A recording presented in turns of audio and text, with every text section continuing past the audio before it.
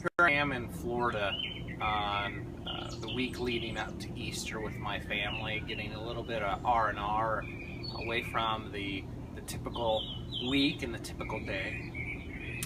And I can't help but think what the disciples must have been experiencing on this day over 2,000 years ago when they watched their leader, the person that they had left their everyday life for to follow, be nailed to a tree. It must have been just absolutely heart-wrenching to think that they were on a path, they had a plan, they had a vision, an expectation of what things were going to be, and then all of a sudden to have that turned on its head.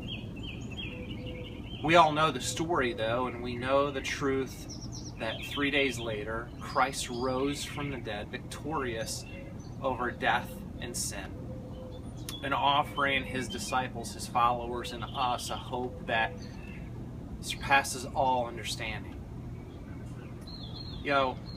We know this. No matter what we're following, if we had an expectation of life, or we had an expectation for this day or this week and it's ended up a little bit different, or we had a hope of health and well-being and we've experienced sickness and chaos, we have this as a promise from the Word of God that all things, everything, all things work together for the good of those who love God and who are called according to his purpose. And from the Old Testament, Jeremiah, that God has a plan and a hope and a purpose for us. So on this day, my hope and my encouragement for you is just to remember this. God has a plan.